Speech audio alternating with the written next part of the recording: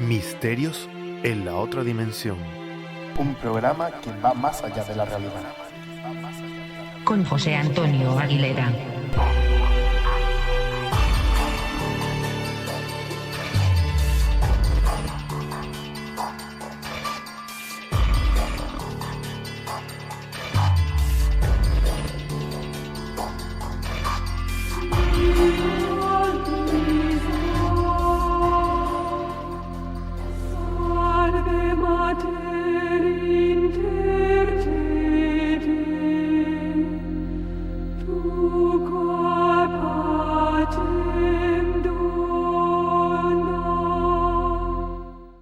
Queridos amigos, hoy vamos a comenzar un programa que va a hacer historia, va a ser un programa histórico. ¿Por qué? Hoy por primera vez vamos a unir dos programas porque hoy comenzamos una etapa, vamos a comenzar un podcast que se llama La Cara B de la Historia. Pero esto no lo puedo contar yo solo porque esto es un proyecto de dos personas y conmigo está el que va a ser el director del proyecto, que es Jesús Mena. ¿Qué tal, Jesús? ¿Qué tal? ¿Cómo estamos, Antonio?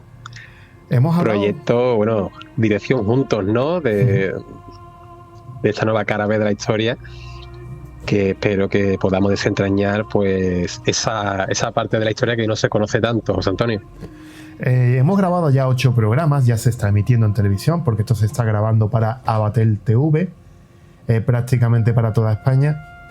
Este proyecto que tú me lo presentaste y que lo estamos llevando a cabo los dos con muchísima ilusión, este proyecto de desmontar un poco la historia, ¿no? y aportar también lo que decimos la cara B, que es la parte que lleva la ficción o la parte que no se conoce de la historia, lo que se lleva en las películas, lo que se aporta a las series. Jesús, haznos un resumen de lo que tú, o el concepto que tú tenías de la cara B de la historia. Pues, José Antonio, la intención era crear algo completamente nuevo. Era el ofrecer un producto que, por supuesto, tenga una parte científica, real, estudiada, justificada, pero que muestre quizás apartados que quedan desplazados muchas veces porque desde el ámbito a lo mejor más académico pues no lo consideran como interesante, cuando realmente lo es totalmente, porque vamos a hablar de aspectos antropológicos, históricos, artísticos, sociales, por supuesto, políticos, económicos. Es decir, vamos a desentrañar muchos aspectos de pasajes de la historia que, además no solamente que representan momentos concretos, sino que se siguen percibiendo en el mundo contemporáneo de distintos modos. Es decir, no solamente a nivel histórico, ¿no? Sino que lo vamos a ver en el mundo del cine, también en el mundo del videojuego, en el mundo del cómic, en el mundo de la literatura. Es decir, una pluralidad máxima que va a poder entender la gente que ciertos aspectos del pasado siguen repercutiendo en el presente y sin duda alguna también harán en el futuro. Tú has dicho que vamos a ver, pero ya hemos visto, ¿no? Porque ya hemos grabado 8 programas. Hemos hablado de romerías, el origen de las romerías. Hemos hablado de esas brujas, el mito de las brujas, que se esconde detrás de esas brujas que vuelan en escobas. Hemos hablado de samuráis, que hemos encontrado samuráis en España, que volveremos a hacer el podcast un poco más expandido. Volveremos a hablar de ellos. Hemos hablado ya de tantas cosas, Jesús, y 2 programas que quedan todavía pendientes. Y más que haremos, ¿no? Porque ahora vamos a descansar por el verano. Pero volveremos a grabar más cosillas. Es un programa que, como tú dices, en el mundo del videojuego, cuántas veces, es que prácticamente en todos los programas hemos hablado de Assassin's Creed, ¿no? Porque toca todos los aspectos de la historia. Hemos hablado también del papado, que incluso este videojuego Assassin's Creed lo recoge, cuántas películas hay, ¿no? Vamos a mezclar la historia con la parte que no se conoce tanto de la historia, con la ciencia, también con la televisión. Y yo creo que es un conjunto, Jesús, que hace que este programa sea bastante interesante, ¿no? Hombre, por lo menos que tenga un matiz totalmente diferente a lo que se puede oír o escuchar en otros programas, José Antonio. Esa es la tendencia que estamos teniendo. Como bien dices, Assassin's Creed. Yo creo que todo el mundo que relaciona un poco la historia y el videojuego directamente se representa, por supuesto, Ezio Auditore, pero todas y cada una de las representaciones que hemos tenido de este juegazo, sin duda alguna, en las diferentes plataformas, desde PlayStation 3, quiero recordar, hasta básicamente actualmente las últimas, ¿no? De última generación. Y vamos a ver cómo la historia es algo vivo, es algo orgánico, algo que se repite y que no pasa de moda. Es decir, aquello que ocurrió hace 4 siglos, 5, 1000 siglos, sigue siendo tendencia. Simplemente lo que hay es que readaptarlo y volver a presentarlo en el mundo contemporáneo, que es lo que se está ocurriendo en muchos casos, ¿no? Tú has hablado de esa idea de samurái. Shogun, tenemos El último samurái, que quizás es un poco más antiguo, ¿no? Pero que también forma parte de este siglo XXI. El Assassin's Creed de Shadow, de las tortugas ninja llegamos a hablar incluso, ¿no? Sí. Y tantos productos. El samurái de los ojos azules. Exacto, esa gran serie de Netflix. Productos que están totalmente, vamos a decir, embebidos en recursos del pasado y que parece que el pasado está, pero no. Es que es algo que se sigue viviendo en el presente y que sigue condicionando nuestras vidas. De todas formas, como comenzamos el podcast de La cara B de la historia, que por primera vez he dicho, vamos a hacer en conjunto, este será un podcast de Misterios en la otra dimensión y La cara B de la historia, pero después separaremos cada cosa. Yo recuerdo el programa de los samuráis, que lo teníamos muy preparado. Hemos preparado tantos programas, ¿no? Pero tenemos 45 minutos y nos dejamos siempre cosas atrás. Bastantes cosas. Y el podcast, la idea de este podcast es darle rienda suelta a toda la información que tenemos, porque tenemos tantas cosas y tantas cosas que contar. Y yo tengo unas ganas de coger el tema de los samuráis y darle rienda suelta y poder contar todo eso que hemos dejado atrás, todas estas series, explicarlas tranquilamente, un tú a tú, mano a mano que tenemos entre nosotros, que yo creo que yo estoy deseando grabarlo, Jesús, la verdad. Hombre, yo creo que la intención que también queremos hacer como algo nuevo, algo distinto, es crear esa idea de, bueno, ahora como está tan de moda, ¿no? También hemos hablado de ello, de ese multiverso, ese metaverso, que permita intercalar pues diferentes medios de comunicación, diferentes formas de llegar al receptor, como son la televisión, como es en este caso el podcast, ¿no? Y crear pues un contenido que no simplemente quede reducido pues a un mero espacio, sino que sean historias complementarias, a la vez que puedan funcionar de forma independiente, pero que permitan que el usuario pueda tener pues la mayor perspectiva posible del tema, 360 grados, y que pueda verlo reflejado de todas las formas posibles y sobre todo de la forma más didáctica y de la forma más dinámica audiovisual posible. José Antonio. Bueno, Jesús, hoy que estamos a 40 grados y hoy que vamos a hacer un programa exclusivo para Misterios en la Onda, Misterios en la otra dimensión y La cara B de la historia, hoy también vamos a hacer un programa exclusivo para La cara B de la historia, que es un tema que tú me has propuesto, que es un tema candente, que es de pura actualidad, y es un tema que hablamos de la historia, de algo histórico, de algo memorable, algo venerado, algo que podemos decir ha creado controversia por una reforma, algo que no es la primera vez que ha pasado en la historia, ya comentaremos referentes, ¿no? Ya nos traerás tú toda la información, pero es algo que ha creado bastante controversia, sobre todo en las redes. Ya sabemos cómo están las redes, que cualquier cosa se critica. Vamos a ver la magnitud de esta actuación, a ver si es para tanto o no, sobre todo de parte tuya, que eres un experto en este tema, y es la reforma o la restauración de una figura tan mítica, tan legendaria ya, como es la figura de la Macarena de Sevilla. Jesús, tú este tema me lo has propuesto porque estabas deseando contarlo, decías que era un tema de actualidad y que has visto todo lo que se ha desatado a cabo de esta restauración. Nada, tema todo tuyo, cuéntame, ¿qué ha pasado con la restauración de Macarena? Antonio, desde el comienzo que surgió la noticia, ¿no?, de la llegada de la talla de la Macarena a la iglesia de San Gil, yo tenía muy claro que esto merecía un programa especial dedicado sobre todo a algo tan determinante como son las devociones, por supuesto, como es la propia talla de la Macarena, una talla insigne que supera, como tú bien has dicho, lo meramente material para convertirse en algo superior, en una devoción, una fe, algo espiritual, algo incapaz de poder comprenderse, de poder explicarse, y sobre todo también una alteración del patrimonio a día de hoy muy cuestionable, si se debe intentar tocar obras con un periodo histórico determinante, si se debe volver al pasado o conservar las pátinas que han ido añadiendo a lo largo del tiempo y que han creado la imagen que a día de hoy pues tiene muchas de estas tallas devocionales, y sobre todo también la importancia que tiene que una devoción adquiera una denominación global, que yo creo que la Macarena se ha convertido en noticia en todo el mundo.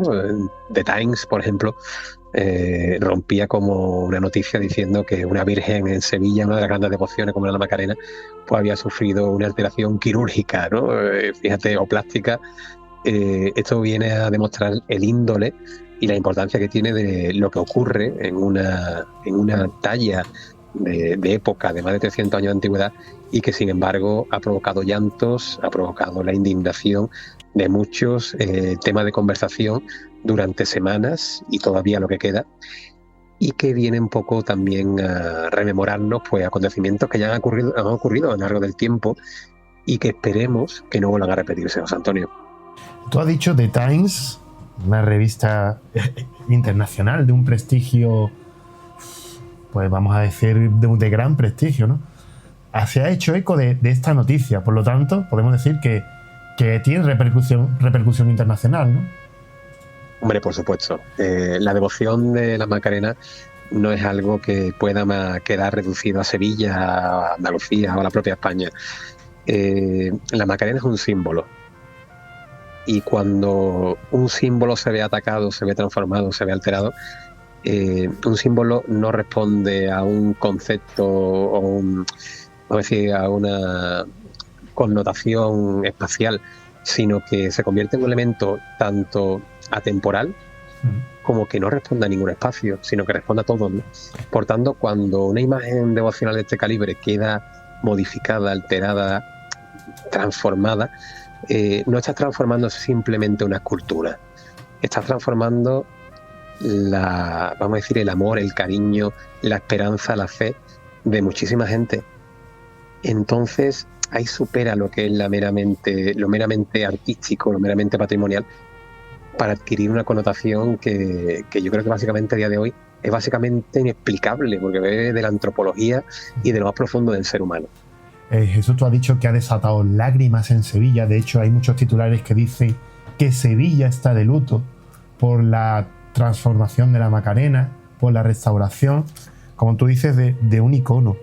Para una persona como yo, que no entiendo de arte o de este tipo de arte, ¿qué tipo de transformación ha sufrido? ¿Qué son los rasgos característicos que han hecho que cree tanta controversia? Yo creo que antes de meternos en ese tema, José Antonio, incluso deberíamos de intentar descubrir quién es la Macarena. Uh-huh. Es decir, ¿por qué la Macarena es capaz de despertar eso en los fieles, ¿no? Para empezar, fíjate que su propio nombre no bebe de ninguna de las principales advocaciones que suele tener la Virgen María. Algo importantísimo. ¿Por qué? Porque bueno, tenemos la Inmaculada Concepción, tenemos la Soledad, tenemos una Dolorosa, tenemos advocaciones que suelen, la Encarnación, la Anunciación, son advocaciones que suelen ir vinculadas a los dolores de la Virgen, a pasajes de momentos de su propia vida. Sin embargo, en este caso vemos un nombre muy particular, Macarena. ¿Por qué Macarena? El nombre que toma la imagen mariana se debe al lugar en el que se localiza. Y ahora bien, esa connotación de Macarena, la etimología de la palabra a día de hoy todavía por demostrar, algunos lo relacionan, fíjate, con carácter pagano. Sí. Dicen que Macarena pudo ser el nombre que tuvo la hija de Hércules, vinculado también de forma legendaria con la fundación de la ciudad de Sevilla. Sí. Nos remontamos al mundo antiguo, pero si nos vamos a la Edad Media, también dice que Macarena puede también hacer relación a un nombre musulmán que es Al-Makrin o Al-Macarena. Fíjate lo que te digo. Sí. De nuevo vemos otra connotación vinculada a una religión que no es cristiana y que daba nombre a esa collación, a esa puerta, porque no podemos olvidar que a día de hoy, cuando la Macarena procesiona, lo primero que hace, y lo último que hace también, es cruzar ese famoso arco de la Macarena. Ese arco macareno, que es la última, o una de las 3 últimas puertas que se conservan en la ciudad de Sevilla. Puerta que comunicaba con el camino real que llegaba a Extremadura, y que era la puerta por la que los reyes llegaban y rendían pleitesía a Sevilla antes de pasar al Alcázar. Fíjate todas las connotaciones que tiene, pero es que vamos a más. Estamos hablando... Hemos dicho que puede ser el nombre. Sí. Dime, José Antonio. Estamos hablando un poco como el huevo y la gallina, ¿no? Que fue antes el huevo y la gallina. Entonces, el pues aquí nombre... está claro que antes del huevo fue la gallina, porque Macarena no tiene nada que ver con la Virgen, sino que es algo todavía mucho más profundo y más arraigado a la propia ciudad, José Antonio. Más relacionado con ese arco. Ese arco, esa zona, algunos dicen que también el nombre de Macarena procede de un gentilhombre romano llamado Macarius, que también tuvo grandes posesiones en el entorno de que ocupa actualmente pues esa zona de Sevilla, ¿no? Esa collación famosa, y que también dio nombre a la puerta, y es una puerta histórica. Cuando cuando Carlos V viene a contraer matrimonio con Isabel de Portugal en el año de 1526 y atraviesa de forma triunfal la ciudad de Sevilla, la puerta primera que atraviesa es el arco de la Macarena. Pero al igual que él, lo hizo Felipe II y lo hicieron todos los reyes de España que le fueron sucediendo. Un barrio que además se tiene constancia de que tuvo un pasado islámico, que tiene ciertas correlaciones con el mundo judío y que finalmente se convierte en el corazón de la fe cristiana a partir de esa imagen. Una imagen cristiana con connotaciones desde naturaleza pagana a naturaleza infiel. Fíjate todo lo que alberga tan simple y tan sencillo como su propio nombre.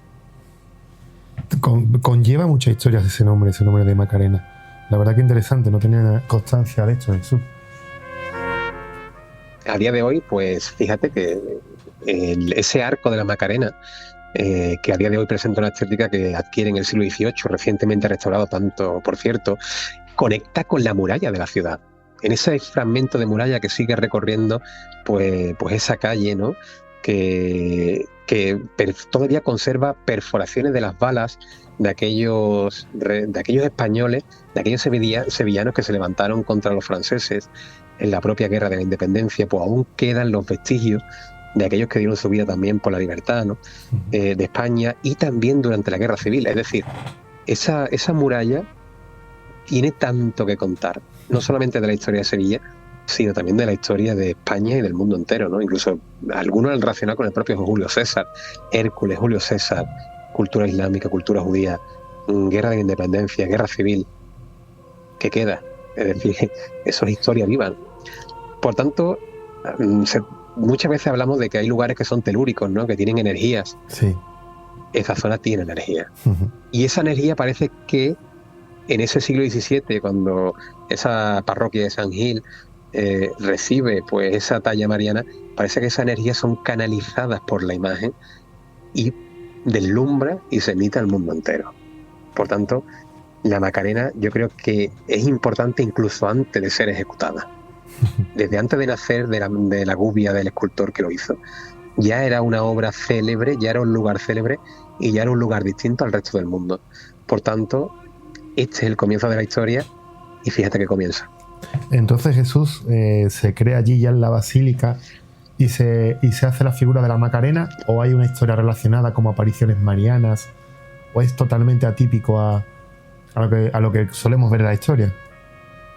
Un acontecimiento que será fundamental para también desarrollar un poco el entorno de ese barrio macareno será la fundación del Hospital de las Cinco Llagas, que llevará a cabo pues doña Catalina de Rivera.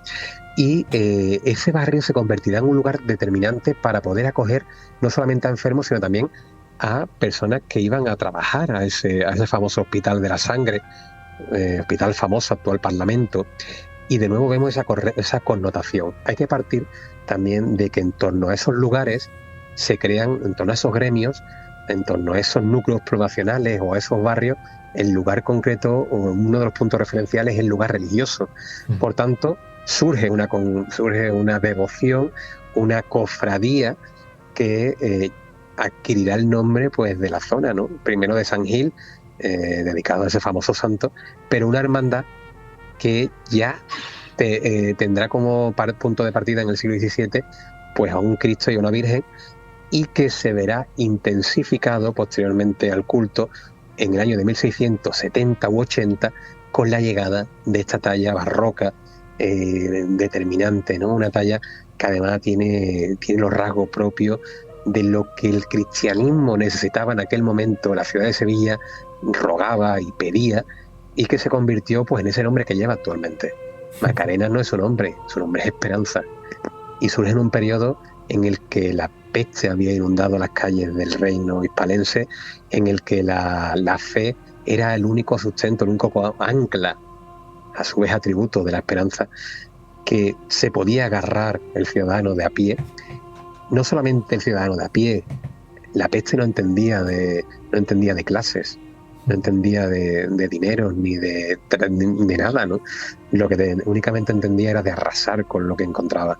Por tanto, es un ancla, es un gesto de esperanza, es un gesto de poder creer que todo puede ir a mejor, y que se materializa en esta talla del siglo XVII, que vendrá a cambiar para siempre el ideal de Sevilla y el ideal de la Semana Santa, porque la propia imagen de la Macarena a lo largo de su historia ha ido condicionando también la Semana Santa tal y como el día de hoy la conocemos, José Antonio. Supongo que, claro, habrá influido en lo que es la madrugada del jueves, ¿no?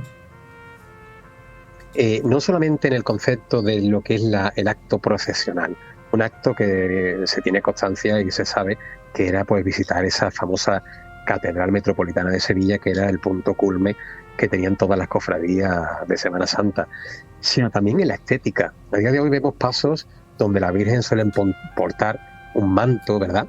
Y que suele ir a juego de forma regular con ese famoso palio, que se adapta al movimiento, a los compases que las vírgenes llevan. Pues eso es una innovación que el propio Rodrigo Ojeda ya en el siglo XIX aportará a la Macarena con ese famoso palio camaronense, ese palio de ese manto, de malla, que se convertirá en un emblema y que irá a juego con ese palio, y que desde entonces condicionará la estética de todas las dolorosas de Sevilla, y no solamente de Sevilla, sino que de ahí se irradiará a toda Andalucía y a toda España e incluso a todo el mundo. Curioso, Jesús, curioso. Bueno, hemos visto todos los aspectos, ¿no? Desde que del siglo XVII apareciera un lugar emblemático, se le empieza a tomar un cariño especial a esta Virgen, de manera que llega a ser un icono para la ciudad. ¿Podemos hablar ya de la transformación? Fíjate, José Antonio, vamos a hablar de la transformación, pero yo creo que también es antes importante saber quién la ejecutó, ¿no? O quién pudo ser el artífice que la lleva a cabo, porque claro, en ese siglo XVII, en ese pleno apogeo del Concilio de Trento y todo lo que eso representa, hay grandes maestros que vendrán a condicionar también la imaginería, no solamente sevillana, sino la imaginería universal. Escultores como el famoso Pedro Roldán, al que también algunos han atribuido la obra, otros escultores como su propia hija, Luisa Roldán, escultora de cámara, figura fundamental actualmente porque es considerada como la imaginera histórica, ¿no?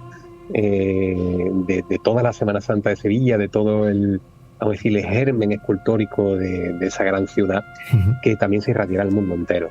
Y otros nombres que han surgido, como el del propio Juan de Mesa, Ruiz Gijón, el autor del Cachorro, Ita del Castillo, tantos y tantos nombres, tantos novios que le han surgido a la talla. ¿Por qué? Porque todos de una forma u otra han querido ver reflejado en ese rostro, en esas manos, porque la diferencia entre la Macarena y una talla de Cristo u otras imágenes que no sean de candelero es que la Macarena, tan simple y tan sencillo, es que es, vamos a decir, un rostro y unas manos. a diferencia de otras esculturas de bulto redondo, de talla completa, de un Cristo, ¿no? Que por supuesto que es completamente tallado, una escultura de bulto redondo, la Macarena es algo mucho más sencillo. Sin embargo, como tiene esa fuerza, esa mirada, eso que transmite, que la hace única, pues todos los historiadores han intentado aportar, relacionar a quién, pues no a escultores de categoría menor, sino a los grandes maestros que han configurado la imaginería sevillana y la imaginería de la escuela sevillana, pero también del gran barroco universal, ¿no? Claro. Por tanto, cuando ahora se ha visto alterado en su apariencia, ha dado pie pues a tantísimas polémicas y a todo lo que ya se está viviendo, José Antonio. Y ahora sí, ¿podemos hablar de la restauración? Ahora sí. Porque Pero Jesús... creo que era importante contextualizar, crear pues una imagen, ¿no? de Claro. por qué esa restauración, ese acontecimiento que se hizo pues aparentemente sin contar con el consentimiento de los hermanos, Ajá. a una forma un poco oscura aparentemente por parte del consejo o del cabildo que compone la hermandad. Esa transformación lo que ha supuesto una transformación, porque vamos a decir que uno de los grandes emblemas que tiene la Macarena y que la hace única es su mirada, una mirada cargada de fuerza, cargada de identidad, en la que uno no es capaz de explicar lo que le transmite cuando la mira. Personas que no son creyentes y han visto la Macarena de frente o la han visto caminar por las calles de Sevilla, ha llegado a emocionarse. ¿Por qué tiene esa capacidad la Virgen? Pues por lo que es ese que no se puede llegar a explicar. Hay un momento del Renacimiento que dice que las obras tienen ese algo que no se puede decir qué es, pero que es capaz de conmocionar el alma. Eso es la Macarena. Por mucho que tú la intentes descifrar, es indescifrable. Si la ves desde un matiz del rostro, desde una perspectiva, tiene una mirada. Si la ves de la otra, tiene otra. Si le quitas un ángulo del rostro, ves una Macarena. Si la ves desde otro ángulo, ves a otra Macarena. Eso es lo que le hace singular y le hace diferente. ¿Qué ocurre? Bueno, pues cuando llega de esta restauración, supuesto refresco de encarnadura, es decir, de lo que es la pintura del rostro y de algunos detalles, la Macarena viene con ese rostro modificado, esa mirada perdida, una mirada donde esos ojos quedan totalmente alterados, la percepción que crea ese carácter multiperspectiva queda perdido, en el que vemos una imagen al uso, que ha perdido pues lo que la hacía totalmente diferente a las demás. Eso provoca que aquellos fieles que la vieron, sobre todo en el primer golpe, claro, dijeran que no eran capaces de reconocer a la que era su madre. Claro. José Antonio. Es que, vamos a ver, yo, por ejemplo, yo no me enteré de la noticia, me lo comentaste tú, que querías hablar. Vi algo así por encima del revuelo de la Macarena, pero bueno, no hice caso. No vi la envergadura de esta noticia, ¿no? Sobre todo porque en este momento no he visto muchas noticias. Tú sabes que tenemos una vida a veces frenética. Un poco tareada. No nos paramos a ver las noticias, pero tú sí te habías enterado de esto. Claro, obviamente a ti te gustan estos temas, los controlas, y entonces al ver las noticias, pues a ti te habrá llamado la atención. Pero a mí en un principio, pues no pensé que fuera tan grave, no había hecho caso a la noticia, no tenía ni idea. De hecho, todavía no tengo ni idea de lo que ha pasado, solo lo que tú me has podido contar por encima.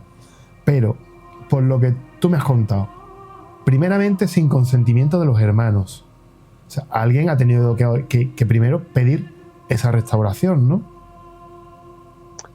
Ahí lo que ha ocurrido, José Antonio, que dice que hace un par de años, creo que fue en el año 2012, a la propia talla se la recubre con una especie como de material protector, vamos a decir, ¿no? Con una especie como de ungüento, sí, que facilitaría o contribuiría a que la pátina de antigüedad que mantiene la talla no se dañara. Sí. Es decir, no absorbiera humos, no absorbiera humedades.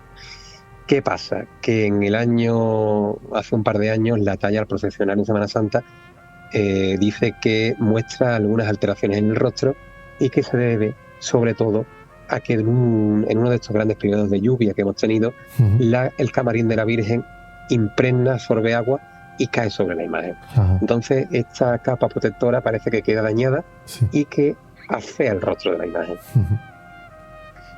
Realmente es algo pues básicamente inapreciable, ¿no? Sí. Pero que para aquellos que la ven a diario, que la tratan, que la miman, pues evidentemente es algo que es fácilmente reconocible, ¿no? Ujú. Por tanto, para evitar eso y que el eco suceda, porque todo lo que va vinculado, relacionado con la Macarena, es motivo de noticia, se hace una intervención secreta, rápida, para pues quitar esas humedades, esa pátina que ha quedado dañada y refrescar la encarnadura. ¿Qué es lo que pasa? Bueno, pues pasa lo siguiente, que cuando regresa a la capilla en un periodo no más de 5 días, la imagen ya con el rostro cambiado. Pero es que estoy dándole vueltas porque estoy viendo la imagen. Es una restauración, ¿vale? Que solicitan esta restauración. Lo hacen rápido para que pues, sea pronto pero no se tiene en cuenta la cromática que tenía, no se tiene en cuenta la antigüedad, lo que tú dices, la perspectiva que producía. Esto se puede permitir, se puede hacer de esta manera, no necesita un estudio, sobre todo, bueno, algo como la Macarena, que es algo que es patrimonio ya de la humanidad. Por supuesto que hay que tener una serie de controles. Es que eso es lo que se ha despertado después de esto. Uh-huh. Yo espero que después de lo que ha ocurrido seamos conscientes, y también lo sean las hermandades, las cofradías, los hermanos y la Junta de Gobierno, que lo que tú tienes primero es un tesoro de la fe y después un tesoro patrimonial. Es decir, tú no puedes tomarte intervenciones a la ligera. Tiene que haber un estudio, un consentimiento, una aprobación por parte de las grandes instituciones, es decir, desde el propio arzobispado, a por supuesto distintas personas responsables y especializadas en el ámbito de la restauración y del patrimonio artístico. Y una vez que eso ocurra, debe haber un control exhaustivo, debe estar siempre asegurado y que esté en las mejores manos, y a partir de ahí llevar a cabo la intervención. Si no, antes que nada está la imagen, ¿no? Por tanto, no se debe llevar a cabo. A día de hoy sabemos que la imagen va a ser llevada al taller de Pedro Monzano, que es uno de los grandes restauradores de Sevilla, y no solamente eso, sino que va a estar bajo el control riguroso del Instituto Andaluz del Patrimonio Histórico Artístico, que se ha hecho cargo de obras de tal envergadura como el Cristo de la Agonía, de Juan de Mesa. Estuvo también controlando pues restauraciones como la del Gran Poder y otras grandes imágenes devocionales, no solamente de Sevilla, sino de toda la provincia, ¿no? Por tanto, ahí sí se puede trabajar. Porque el problema es que aquí ya surge una serie de contradicciones éticas, deontológicas y devocionales.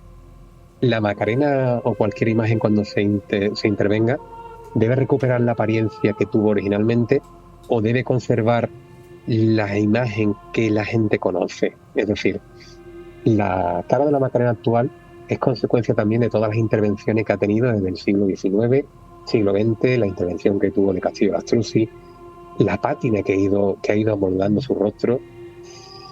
Eso ha creado una Macarena posiblemente distinta a la Macarena que hubo en sus orígenes. Claro. Esa pátina ha contribuido a que se cree un juego de luces y sombras que ha hecho pues que, por ejemplo, los pómulos se definan de una forma diferente a como fueron originariamente, que la disposición del ojo y del párpado tuviera una naturaleza propia. Incluso el pelo que tiene actualmente la propia Macarena fue cedida por una famosa cantante, ¿no? Que era Reina, el apellido no me acuerdo ahora, pero bueno, que fue una famosa cantante sevillana del mundo que decidió que su pelo fuera donado a la Macarena.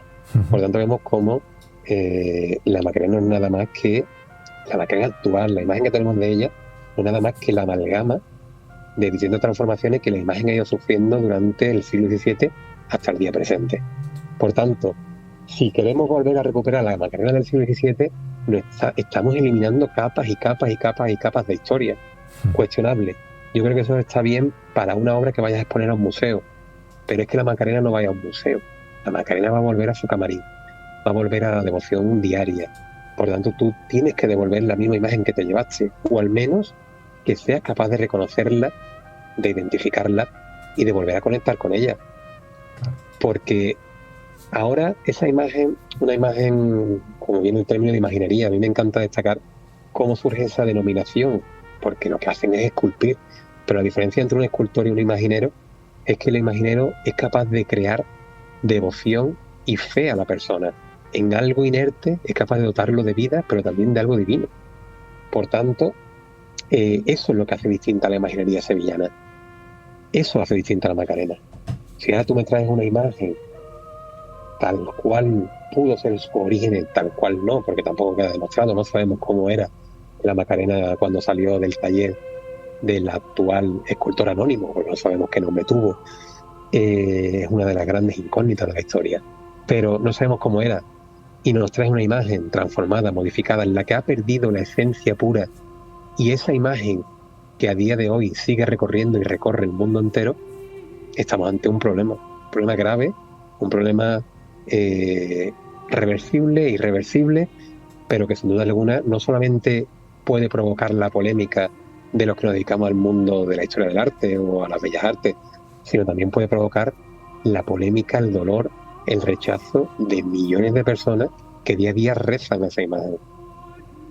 Por tanto, ahí entramos en una dualidad difícil para el restaurador, por supuesto, pero ahí donde también debe entrar en juego, aquí hay dos patas de una misma silla.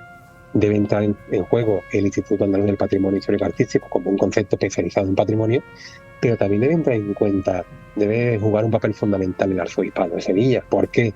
Porque debe ser consciente de la parte espiritual, mientras que el Instituto IAPH tiene que preocuparse de la parte material, el Arzobispado debe ser consciente de conservar la parte espiritual, esa parte devocional, esa parte que la hace única. ¿Qué ha ocurrido? Pues que parece ser que ni el propio Arzobispado era consciente de esta intervención. Por tanto, no se ha respetado ninguna de las dos grandes bazas, y lo que ha llegado es una imagen, pues, que no era la Macarena. Es que imagínate lo que eso ha representado también, José Antonio. Ahora ya han surgido las leyendas, ¿no?, que dicen que cuando el gran maestro Castillo Astruzzi, que es uno de los grandes escultores imagineros de finales del XIX, comienzo del siglo XX en Sevilla, dice que fue mayordomo de la propia cofradía, y dicen que en aquel momento él sacó una imagen de talla, de punto, por si alguna vez la imagen de la Macarena que ha sufrido guerra civil, hay una leyenda en Sevilla que dice que la Macarena, pues cuando San Gil comienza a verse atacada, uno de los hermanos logra salvar ambas imágenes, tanto el Cristo de la Sentencia como la de la Esperanza, y esta imagen acaba en la casa de una devota. Y para que no sea destruida por el bando republicano, esta señora la viste de mujer, la mete en una cama y la hace pasar por su madre. Tanto que dice que tan mujer es la Macarena, que cuando el bando republicano entra en esta casa y es y queda de frente por estos soldados republicanos, no son capaces de diferenciar si es una mujer la que tienen en la cama o una imagen. Eso hace especial a la Macarena. Eso es un milagro, ¿no? ¿Perdón? Que eso es un milagro.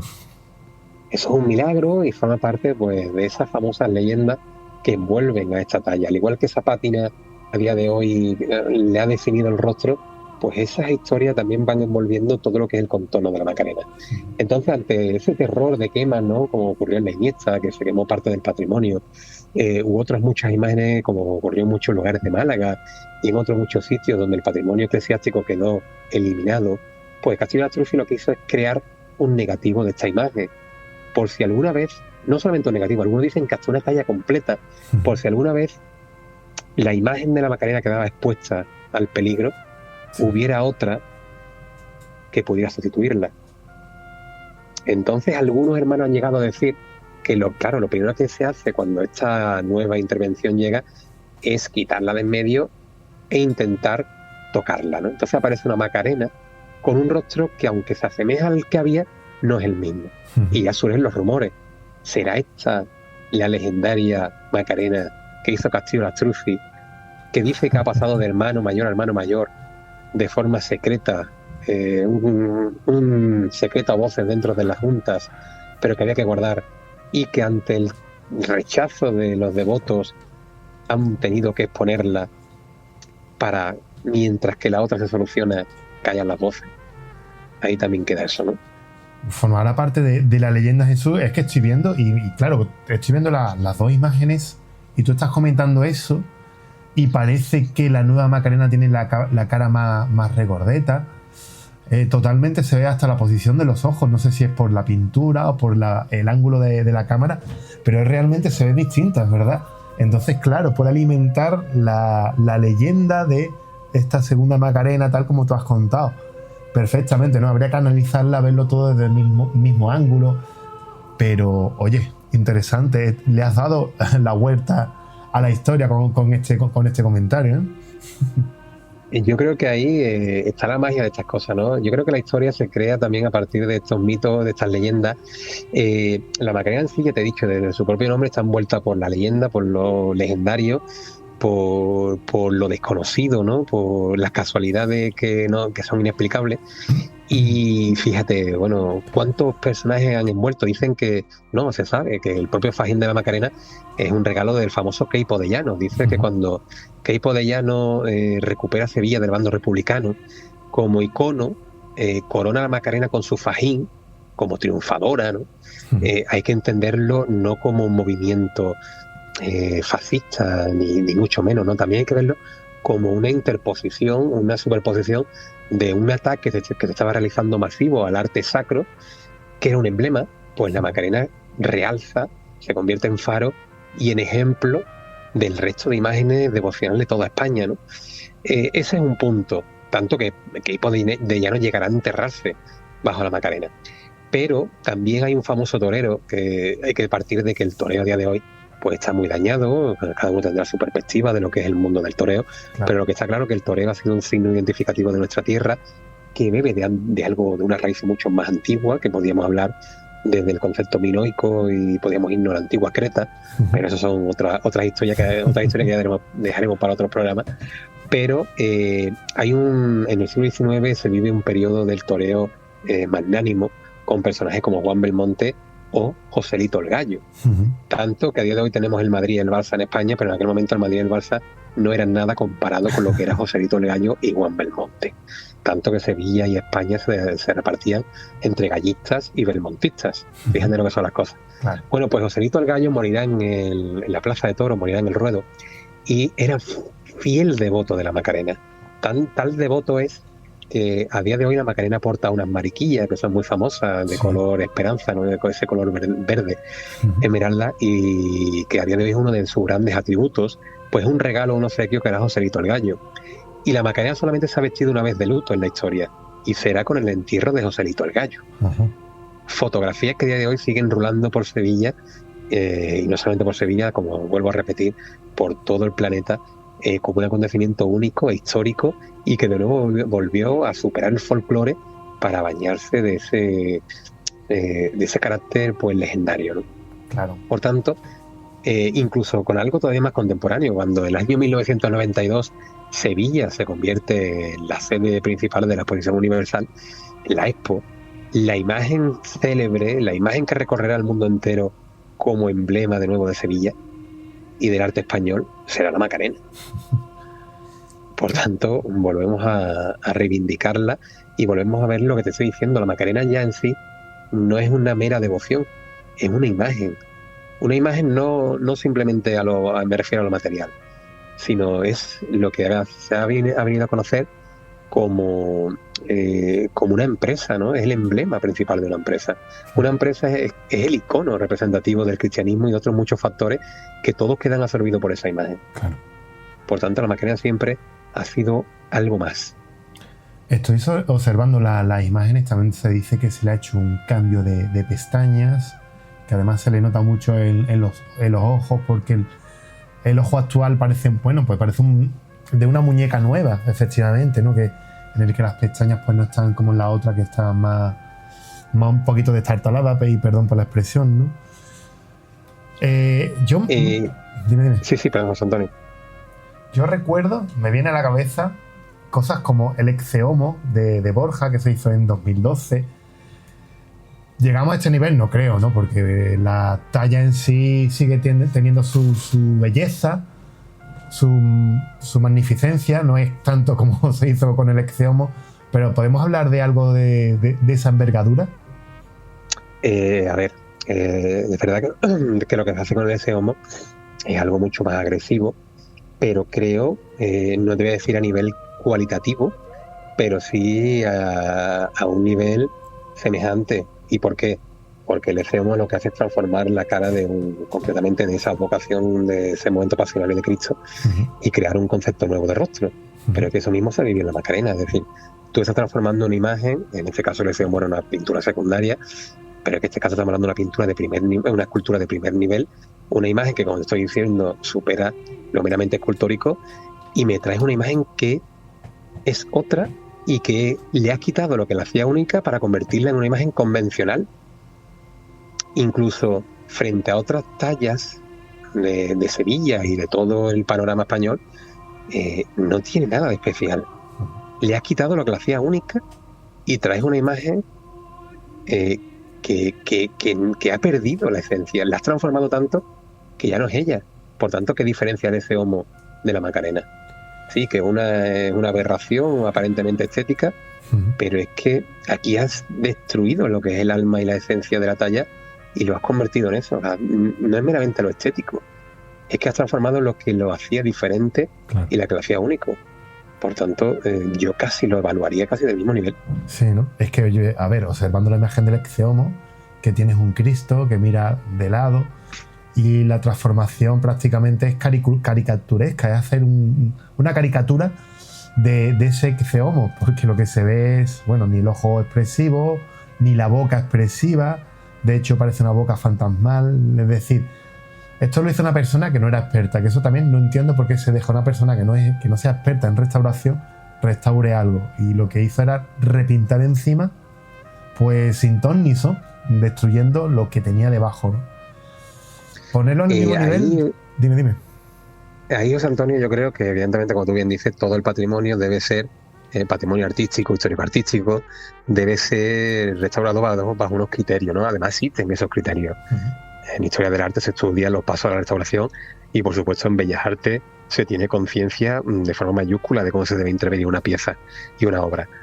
Ahora bien, en este caso creo que la pintura del Ex-Homo lo restaura una señora que es una pintora aficionada, quiero recordar, sí.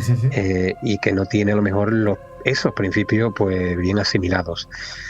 Eso es un problema. Y es más, me atrevo a decir que hasta es un delito, porque estás transformando algo que es patrimonio histórico de una ciudad, de una parroquia, de algo que es de un conjunto de personas.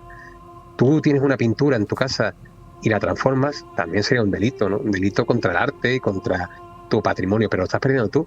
Pero cuando dañas una obra que pertenece a más de uno, a personas que son exentas a ti, estás provocando un robo de una forma mal y pronto de explicarlo, porque estás eliminando la obra para crear algo nuevo a tu antojo, ¿no? A tu libre albedrío. Pero es que en este caso no estás restaurando una obra secundaria como es el Ex-Homo, que todas obras deben tener, lo que estoy diciendo, unos criterios de restauración que existen y que deben respetarse, sino que estás tocando una obra que es la protagonista del Jueves Santo de madrugada de Sevilla, que es la devoción más importante, o puedo decir de las devociones más importantes de España y del mundo. Estás tocando algo que representa mucho, ¿no? Entonces estás cometiendo un delito contra la humanidad. Contra la humanidad, el patrimonio, el arte, porque estoy viendo, mira, la Inmaculada de Valencia, que es una imagen de una virgen bellísima, fue restaurada 2 veces, y las 2 veces cada cual peor, porque la primera restauración conservaba la misma pose, pero es que la restauración de la restauración ya le había perdido toda la identidad, ya simplemente una mujer que está mirando de cara que parece un retrato, prácticamente un retrato robot. Se han cargado una imagen que es impresionante, por si alguien lo quiere ver, la Inmaculada de Valencia. O el querubín, lo tengo por aquí, el querubín de Reynosa, que esta ya también una figura que le han repintado lo alto, quitándole los restos de sangre. Parece que una figura antigua, preciosa, se queda como de plastilina, como si lo hubiera hecho un niño. Volvemos a lo mismo, ¿no? ¿Quién permite que se hagan estas cosas y cómo la propia institución pone ahí a gente inexperta, ¿no? Y les dice, oye, restáurame esto. Sería para echarse a temblar, ¿no? Durante mucho tiempo, José Antonio, la gente no sabía valorar el patrimonio histórico-artístico. Eso ha provocado que haya habido intervenciones de todo tipo y algunas, bueno, se sabe, ¿no?, que muchos retablos para recuperar el dorado se utilizaban desde purpurina, que eso es muy contraproducente porque eso crea una especie de costras que una vez que quieres quitarlo arranca la pintura, el fragmento de madera. Sí. Por tanto te estás alterando la composición escultórica por la colocación de ese elemento, pero algunos utilizaban hasta gasolina para que el brillo fuese mayor, intensificaba el dorado, pero como contrarrespuesta al paso de los años se ponía negro. Sí. Pero había un desconocimiento. A día de hoy no. A día de hoy, con la globalización, con los estudios, con la formación, se sabe que hay unos criterios que hay que respetar el pasado. Tú encuentras una pieza, vamos a decir, antigua, tienes la obligación y la obligación total de llevar esa pieza a la policía, a la Guardia Civil y constatar ese descubrimiento, porque eso no te pertenece a ti. Eso es determinante. Por tanto, pero también hay algo importante. Vamos a ver. Algunas personas pueden decir, oye, sí, pero tú has dicho que la Macarena se restauró en el siglo XIX y en el siglo XX, y que la Macarena que hoy vemos quizás no es la Macarena en apariencia que tuvo en el siglo XVII. Sí, hay pinturas que tienen repintes, intervenciones durante el siglo XVII. Si son pinturas, por ejemplo, del XVI, pues tienen repinte en el XVIII, tienen repinte en el XIX, que a veces transforman la obra. De nuevo volvemos a lo mismo. Hay un desconocimiento. Pero también esa intervención que se hizo en el siglo XVIII y a lo mejor posteriormente a comienzos del XX, ya también tienen un valor histórico, porque vienen a transmitirnos un pasaje histórico de esa obra, un acontecimiento, un contexto que la ha envuelto. Por tanto, ahí también entramos en un criterio o en una dualidad. ¿Se recupera la pintura como en su origen o hay que respetar lo que se ha añadido posteriormente? Yo soy de los que defiendo que ahí había que crear pues una vamos a decir, bipartición, ¿no? Y tener a lo mejor, a día de hoy que hay tantos recursos, pues una representación, una recreación de esa obra como fue en su origen, claro. Pero a la obra original debe conservar lo que tiene añadido. Claro, tal como del 18, del 19, del 20, porque esas pátinas, esos añadidos, esos elementos son historia también. Tal y como y nos ha llegado hoy día, ¿no? Claro, si tú eso se lo quitas, estás quitando mucho. Y a lo mejor, por ejemplo, para que hagas una idea, ¿no?, hay intervenciones menores. Por ejemplo, en la Capilla Sixtina se sabe que en el juicio final que hizo Miguel Ángel, a día de hoy vemos como los cuerpos están desnudos. A finales del siglo XVI, comienzo del XVII, por el decoro, por esa visión de que no podía estar los santos desnudos y que la Iglesia no podía favorecer la lascivia, se cubren con una especie como de túnicas que tapan las partes públicas, y que eso se recupera posteriormente en el siglo XX. Dañaba el quitar esas túnicas, alteraba la obra, alteraba la iconografía, alteraba el simbolismo, alteraba la percepción de los espectadores o de los fieles. No, ni sumaba ni restaba, no restaba el quitárselo, al contrario, recuperaba. Por tanto, en ese aspecto sí.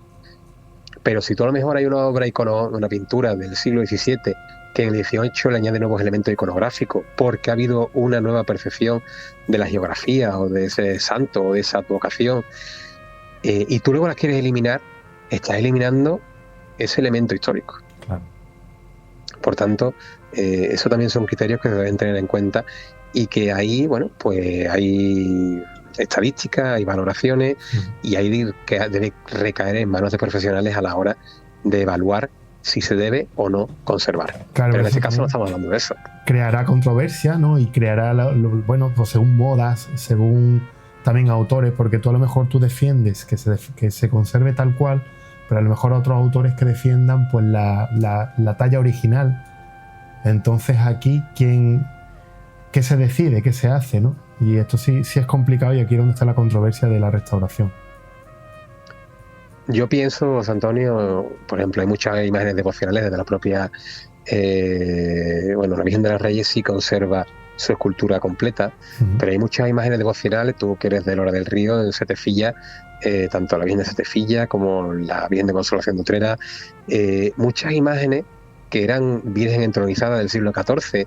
Cuando llega la moda en el siglo XVI del candelero, finales del XVI, comienzo del XVII, y la moda de los Austrias de vestir a las vírgenes como a los reyes o a las reinas, de momento tienden a mutilar a la imagen, es decir, tienden a cortarla por la zona del tronco para añadirle ese artilugio que permiten el poder vestirlas con sayas y mantos. Eso ocurrió hace 400 años, es decir, nosotros ahora que vamos a intentar, durante 400 años se ha creado una imagen distinta a la que hubo, sí, pero ahora que vamos a quitar lo que ya tenemos interiorizado de 400 años atrás para recuperar algo que la gente a lo mejor ya ni reconoce, no, lo que hay que intentar es conservar lo que tenemos. Entonces tú puedes intentar hacer una réplica de cómo era la imagen en aquel momento, pero tú no puedes transformar o cambiar una imagen que mueve miles y miles y miles de personas mensualmente o diariamente, o la propia Virgen del Rocío. ¿Entiendes lo que te quiero decir? Sí, tú tienes que ser ya fiel a lo que hay. Pero ya no por las miles de personas que mueven, sino por los hijos de la Macarena, todos los hermanos que la veneran, que la conocen rasgo a rasgo. El hacer eso, pues, es lo que tú has dicho, ¿no? Que ha creado llantos y ha creado este enfado que ha sido monumental. Es que tú piensas, José Antonio, que cuando hablamos de la Macarena, para aquel que es creyente y es devoto, y concretamente devoto de la Macarena es su madre. Entonces, que a tu casa llegue tu madre que ha ido de viaje y tu madre regrese y tú no veas, que no seas capaz de reconocer a tu madre, ¿eso qué representa? Claro. Y más con la devoción que... Es que hay que verlo desde esa perspectiva, porque lo que muchos, hay también mucha gente que se suma al carro, ¿no? Pero muchas de las personas que estaban llorando, esas mujeres mayores que lloraban a la puerta de la iglesia, de la Basílica de San Gil, cuando vieron la imagen y pedían explicaciones llorando y diciendo que dónde estaba su madre, ellas acababan de perder a su madre. Increíble. Y su percepción es esa. Por tanto, ¿cómo le devuelves tú, cómo le explicas a esa mujer que es que tú le has repintado la cara o que le has intentado poner una pestaña tal y le has transformado a la imagen? Sí, tú puedes decirle la imagen es la misma, pero es que no lo es. Claro.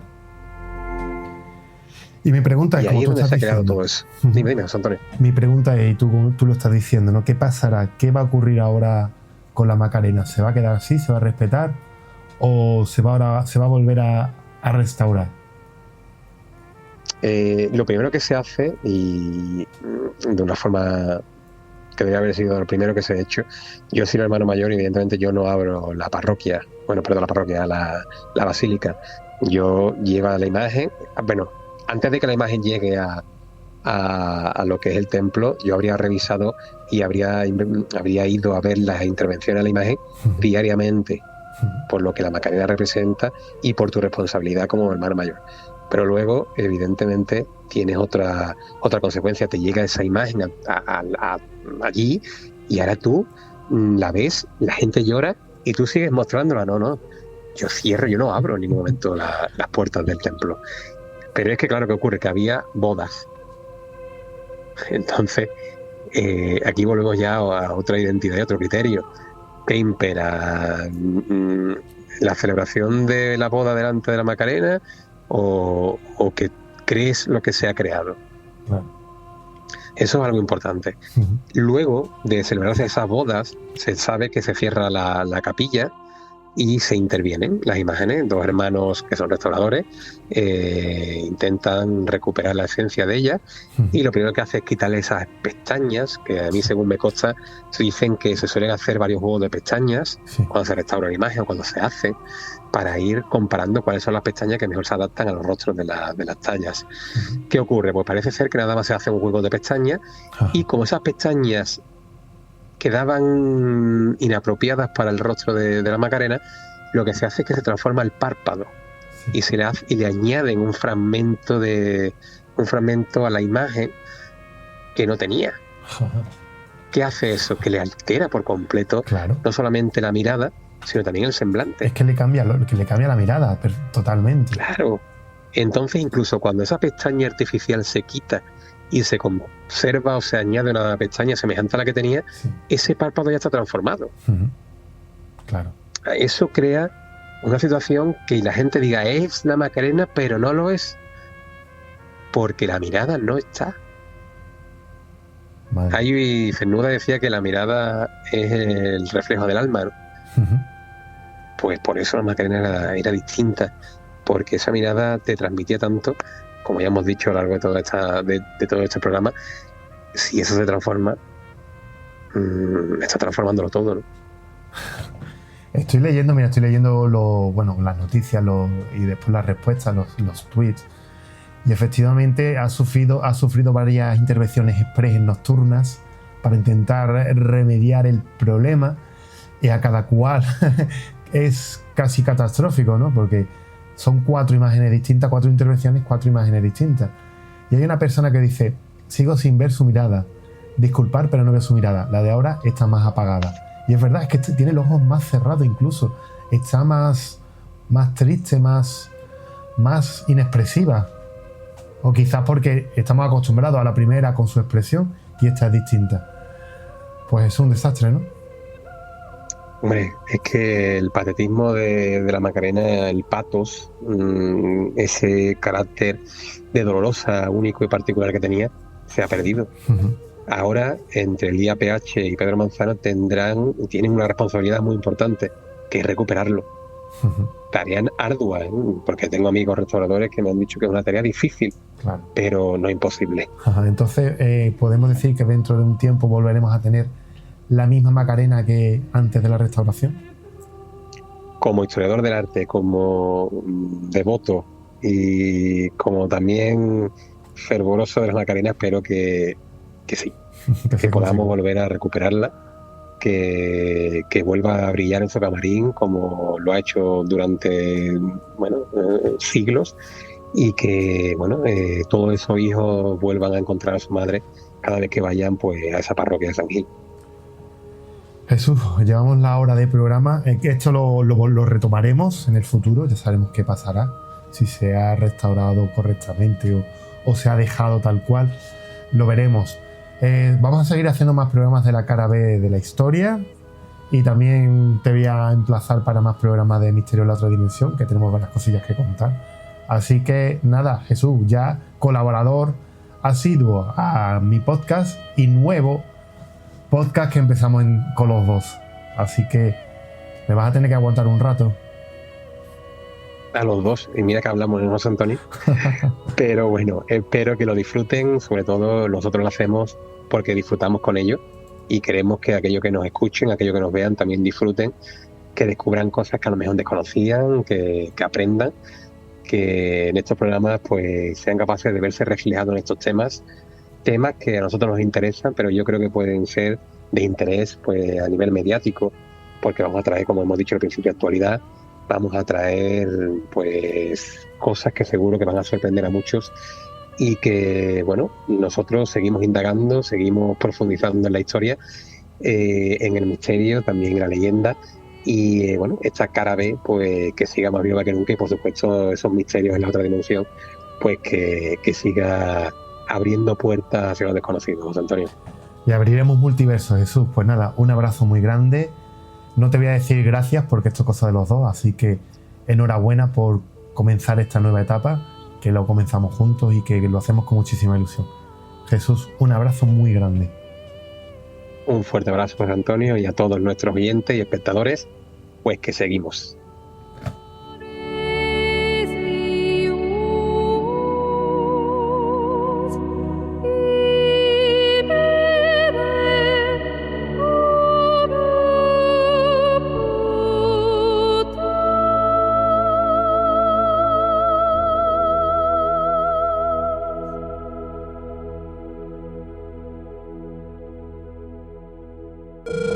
Conéctate con nosotros.